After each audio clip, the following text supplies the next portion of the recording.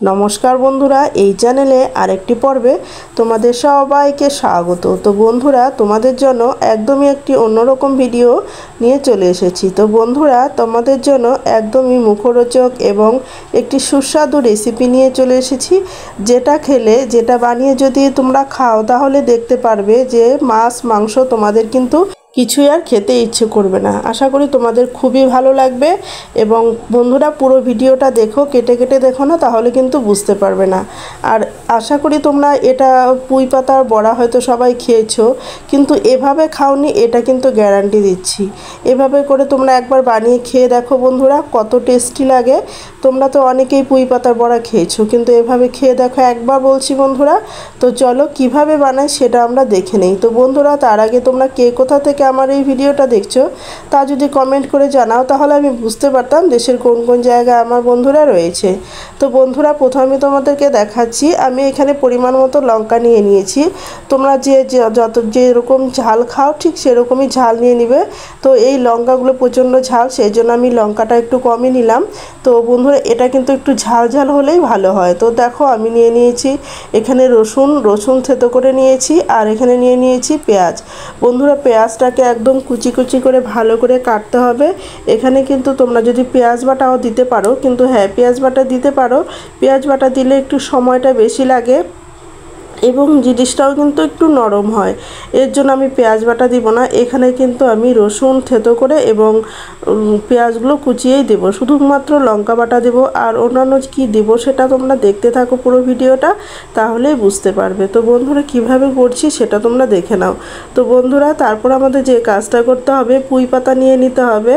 আর এই যে পুঁই পাতাগুলো দেখতেই পাচ্ছ, পুঁই পাতাগুলো একটু ধুয়ে নিয়ে নিয়েছি। মাঝারি সাইজের পুঁই পাতা নিয়ে নিয়েছি। তোমরা বড় সাইজেরও নিতে পারো, আবার মাঝারি সাইজেরও নিতে পারো, তোমাদের এটা ব্যাপার।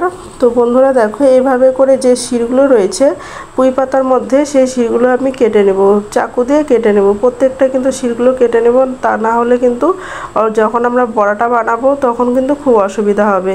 তো দেখো, আমি প্রত্যেকটার কিন্তু সুন্দর করে শিরগুলো কেটে নিয়েছি, পরিষ্কার করে নিয়েছি।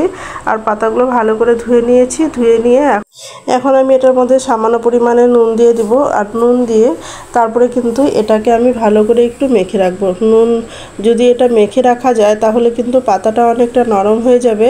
শুধু মেখে রাখলে হবে না বন্ধুরা, আমি এটা ভালো করে মেখে এটা থেকে যে জলটা রয়েছে, পুঁই পাতার মধ্যে যে জলটা থাকে, সেই জলটা কিন্তু আমাদের বের করে নিতে হবে। তো কীভাবে নিব দেখবে, এভাবে করে হালকা হাতে যদি একটু মুঠি মুঠি করে নাও, তাহলেই দেখতে পারবে বন্ধুরা, পাতাটা অনেকটা নরম হয়ে যাবে। আর পাতাটার থেকে যে জলটা রয়েছে সেই জলটাও কিন্তু বেরিয়ে পড়বে। তো বন্ধুরা, দেখতেই পাচ্ছ পাতাটার থেকে জলটা আমি বের করে নিচ্ছি। তো পাতাটা কিন্তু এভাবে জলটা বের করে নেওয়া হয়ে গেল। তো এখন এটাকে আমি কিছু সময় কিন্তু এভাবেই রেখে দিব। রেখে দিলে কি হবে বন্ধুরা, আমি তোমাদেরকে ছড়িয়েও দেখাচ্ছি, এটা কিন্তু ছিল না। যদি তোমরা শক্ত হাতে করো তাহলে কিন্তু ছিঁড়ে যাবে। তো বন্ধুরা, এটা নরম হাতেই করতে হবে। তো এইভাবে করে কিছু সময় রেখে দিতে হবে। তো বন্ধুরা, অন্যদিকে আমি কিন্তু কড়াইয়ে তেল বসিয়ে দিয়েছি, যে তেলটা আমার কিন্তু গরমও হয়ে গেছে। তো বন্ধুরা, এখন আমার যে কাজটা করতে হবে বন্ধুরা, যে পেঁয়াজ কুচানো ছিল, সেই পেঁয়াজ কুচানোগুলো কিন্তু আমি কড়াইয়ের মধ্যে দিয়ে দিব। আর সামান্য তেল দিয়েছি, এখানে কিন্তু বেশি তেল লাগবে না, শুধুমাত্র আমার জিনিসগুলো মশলাটা তৈরি করা। তো মশলা তৈরি করতে গেলে বেশি তেল লাগবে না। তো বন্ধুরা, এইভাবে দেখো, আমি কিন্তু পেঁয়াজটা ভাজা করে নিচ্ছি। পেঁয়াজটা মোটামুটি ভাজা হয়ে গেলে তারপরে আমরা এখানে কিন্তু রসুনটা দিয়ে দেব। তো বন্ধুরা, দেখতেই পাচ্ছ পেঁয়াজটা কিন্তু আমার ভাজা হয়ে গেছে। এখন আমি রসুনটা এখানে দিয়ে দিচ্ছি। রসুন আর পেঁয়াজ যখন আমাদের ভাজা হয়ে যাবে, তখন বন্ধুরা আমাদের কিন্তু আর যে জিনিস রয়েছে সেগুলো কিন্তু আমাদের দিয়ে দিতে হবে। তো বন্ধুরা, এভাবে রসুনটা দিয়ে আমরা একটু ভেজে নিচ্ছি। তো বন্ধুরা, এখানে কিন্তু প্রত্যেকটা জিনিস কিন্তু যেভাবে দেওয়া হয়েছে ঠিক সেভাবেই তোমরা করবে। আর দেখবে বন্ধুরা, জিনিসটা এত টেস্টি হয় খেতে, যে তোমাদের কিন্তু এটা দিয়েই কিন্তু পুরো ভাত খাওয়া হয়ে যাবে, শুধুমাত্র এই পুঁই পাতার বড়া দিয়েই। তো বন্ধুরা দেখো, আমাদের কিন্তু ভাজা করা হয়ে গেল। এখন আমাদের যেটা দিতে হবে বন্ধুরা, এখানে দিয়ে দিতে হবে লঙ্কা বাটা। তো লঙ্কা বাটা বন্ধুরা, তোমাদের প্রয়োজন মতো তোমরা যেরকম ঝাল খাবে ঠিক সেরকমই দেওয়ার চেষ্টা করবে। তো বন্ধুরা দেখো, আমি লঙ্কা বাটাটা দিয়ে দিলাম। তো এই জিনিসটা যদি একটু ঝাল হয় তাহলে কিন্তু খেতে বেশি ভালো হয়।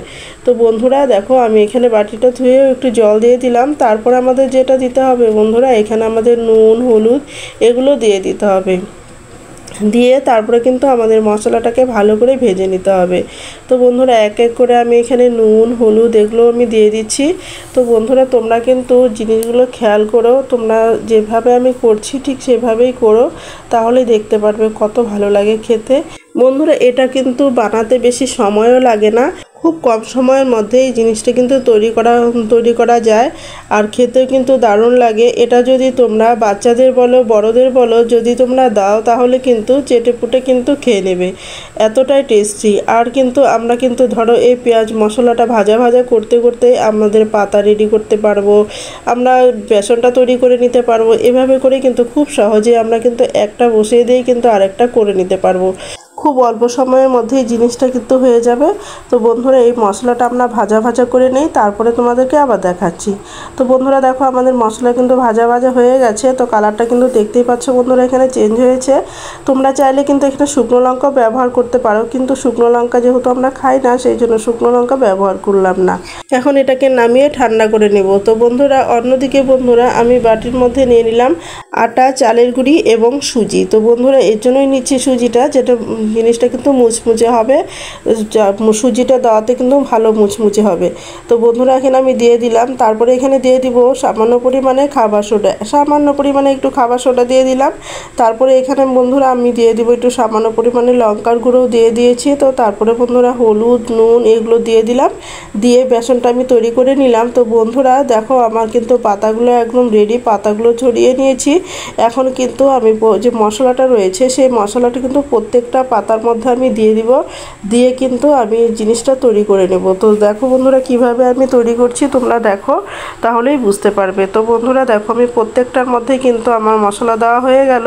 এখন আমি এটাকে ভালো করে রোল করে নেব, তাহলে কিন্তু আমাদের হয়ে যাবে জিনিসটা। তো দেখো বন্ধুরা খুব সুন্দরভাবে এভাবে কিন্তু আমি রোল করে নিচ্ছি, দেখতেই পাচ্ছ বন্ধুরা কিভাবে করছি, আর দেখতেই কত সুন্দর লাগছে বন্ধুরা।